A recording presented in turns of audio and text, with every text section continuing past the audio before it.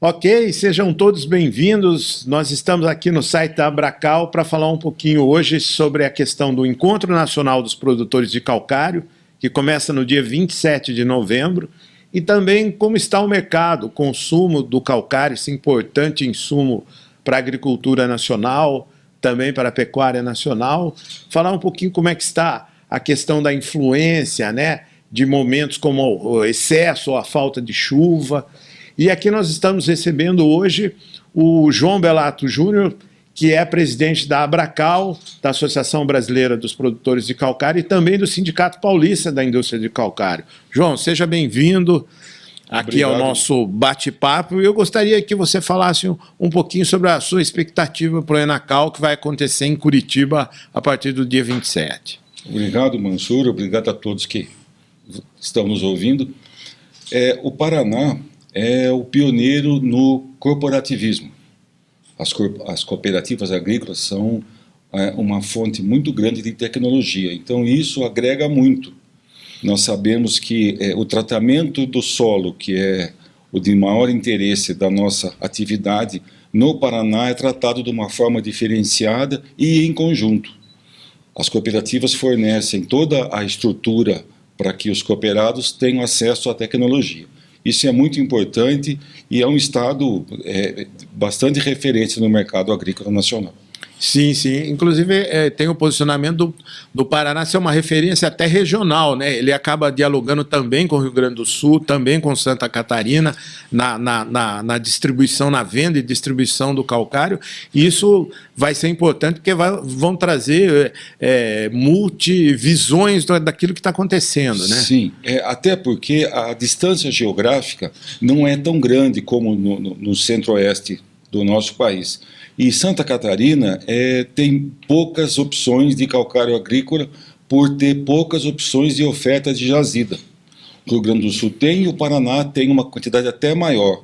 Então, eles fazem uma simetria e ambos os estados abastecem a região sul como um todo. Certo. A gente sabe que o calcário ele é um importante insumo relacionado com a questão da produtividade e da rentabilidade. Se você quer ter uma produtividade maior, né, e uma rentabilidade maior do negócio, o produtor rural tem que fazer esse trabalho de base, que é o calcário. Como é que está o consumo hoje no Brasil relacionado com todas as regiões aí, João? O consumo, a princípio, até meados do ano, nós imaginávamos que a gente teria um consumo bastante aquém do ano de 23. Porque a estiagem que houve no final de 23 para 24 provocou muito replantio, esse replantio atrasou a colheita do principal e a safrinha, que é o segmento posterior, ficou comprometida. Mas, como todos os anos, e a gente sabe, o agricultor é um herói. O que ele tem por fazer é plantar, o que ele sabe fazer é plantar. Então o consumo provavelmente vai ficar aquém, mas não tanto como se imaginava. Nós imaginamos que fique em torno de 5% a menor do que o ano passado. Agora, historicamente, ele teve uma elevação, né, João, no consumo do calcário nos últimos anos, né? Teve, ele veio numa crescente e a safra 22-23 houve um aumento muito grande de consumo, muito em parte pela divulgação da necessidade da calagem em função dos nossos solos. Esse é um trabalho que a Abracal fez, que os sindicatos regionais fazem também, e isso surtiu efeito. E esse consumo, esse ganho de consumo não está mais regredindo, ele está se mantendo. Ah, sim. Mas ainda ele é baixo, né, João? Do ponto de vista, assim, vamos dizer, o cálculo da Abracal sempre é que está faltando, em 3 toneladas, está faltando uma quarta ou a terceira tonelada, vamos dizer assim, 1/3 abaixo do que seria o normal. Isso. Né? E, ao mesmo tempo, João, eu gostaria que você falasse um pouquinho, porque surge não só a questão da aplicação em si, mas da dosagem está abaixo do que deveria ser o recomendado, porque está existindo uma revisão até das recomendações técnicas. Como é que você vê esses dois fatores aí? Existe. A verdade, as revisões, elas estão sendo feitas porque a tecnologia avançou. os nossos solos são solos tropicais. Então, o Brasil dominou essa técnica há muitos anos já. Só que a tendência era que isso tivesse que ser mais especificado. E começaram a aparecer correntes de pesquisadores trabalhando exclusivamente com a correção de solo. Então, chegou-se à conclusão que não há nenhuma nocividade em aplicar calcário. Mesmo que você o faça em excesso, você não vai trazer prejuízo. E as dosagens que eram padronizadas há anos atrás, elas estão hoje tendo que ser aumentadas e estão gerando mais produção aos agricultores. Aos agricultores.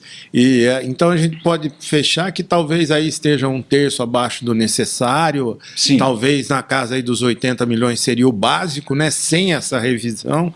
E hoje está aí na casa de 57, mais ou menos. 57 a 60. Milhões de toneladas. Isso, exatamente. Sim, sim. E como é que você tem visto a atuação do governo nesse sentido, né? Porque, por exemplo, recentemente o Ministério da Agricultura anunciou um trabalho para reforçar a recuperação de áreas degradadas que eram utilizadas principalmente em pastagens. Eu acho que a visão que se tem hoje, como é que os empresários estão vendo, o produtor de calcário está vendo esse posicionamento do governo com isso? Esse posicionamento, ao nosso ver, é extremamente correto. Nós não precisamos promover nenhum desmate. Nós temos muita pastagem degradada que não tem mais o suporte para os animais e continuam sendo usadas cada vez com menos animais.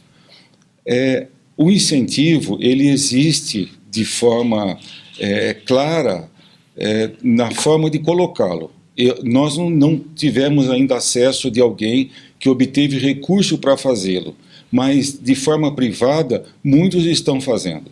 Tem muita pastagem degradada que se está transformando, a maioria, em área agrícola, nem sendo aproveitada novamente como pastagem, como área agrícola. Certo, certo. Agora, um desafio nisso tudo é a questão do estresse hídrico, né, João? O estresse, nós vivemos dois momentos. Nós vivemos um momento de estresse hídrico por falta de chuva, que abrangeu todo o centro-oeste, inclusive o sudeste.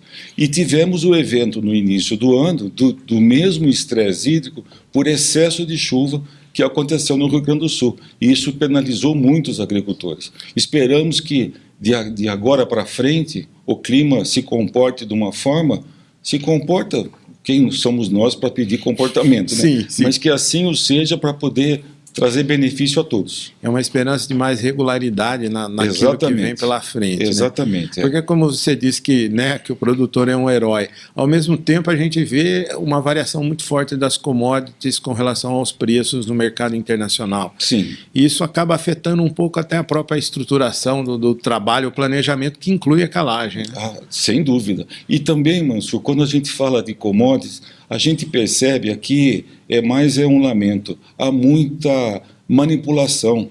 O que a gente viu acontecer, o nome comercial é a Danone, de trazer que a nossa soja ela é fruto de área desmatada e que iam deixar de comprar, não tem nenhum sentido. Nenhum sentido. Basta ver o que o Mato Grosso produz. Está tudo já, as áreas são preservadas, as propriedades têm a sua reserva, e por que vai nos condenar dessa forma? Eu creio que seja receio do nosso país. Receio do país.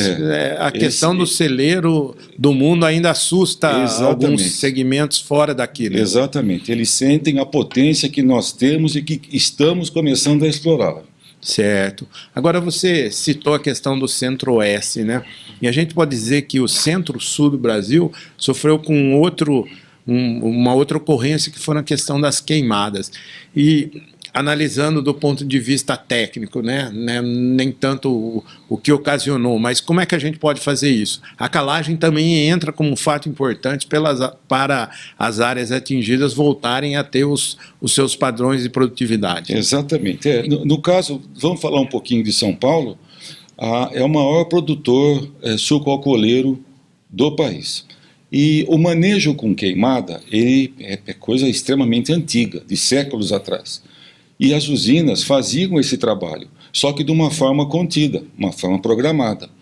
Hoje, por questões ambientais, isso não é mais permitido, foi um avanço muito grande, tudo é mecanizado, mas essas queimadas elas foram disseminadas de uma forma muito grande. Então, as usinas não conseguiram colher toda essa cana. Não é sabido ainda qual será o prejuízo que isso vai trazer para as próximas safras, mas, sem dúvida, grande parte delas tem que ser refeito, esse solo, antecipando que o ciclo deixou de ser de 5 anos por conta das queimadas, e vai ter que se fazer uso muito do corretivo para refazer esse solo. E sempre com um trabalho que precisa ter a análise técnica, né? A Sem presença dúvida, do engenheiro agrícola, do técnico fundamental, agrícola, é fundamental. Sem o engenheiro, é melhor não fazê-lo. Sim, sim. E a análise de solo é também fundamental. É o ponto de partida. É o ponto de partida. É o ponto de partida. E tudo isso vai estar no Enacal, eu acho que esse ano, né? Sem dúvida. A gente vai chegar lá com uma pauta que acho que é uma das mais extensas na história do Enacal, né? Sem dúvida. E aí eu queria que você fizesse um convite para o pessoal. Ainda existem vagas, né? São vagas limitadas, né? São gratuitas, mas limitadas, com um conjunto de palestras de altíssimo nível, né? Que eu acho que vai ser um ponto importante. Eu gostaria que você fizesse um convite ao público em geral que esteja interessado nesse tema, né? Claro, todo o setor agrícola deve participar. E o nível das palestras é muito grande, é muito bom, é muito técnico. Seria muito importante que todos participassem, principalmente o corpo técnico de cada fazenda, de cada agricultor. Ok, João. Tá aí, pessoal. A gente conversou com o João Belato, presidente da Associação Brasileira e do Sindicato Paulista da Indústria do Calcário. O Enacal acontece no próximo dia 27, iniciando no dia 27 de novembro e se estendendo até dia 29, ainda com vagas em aberto.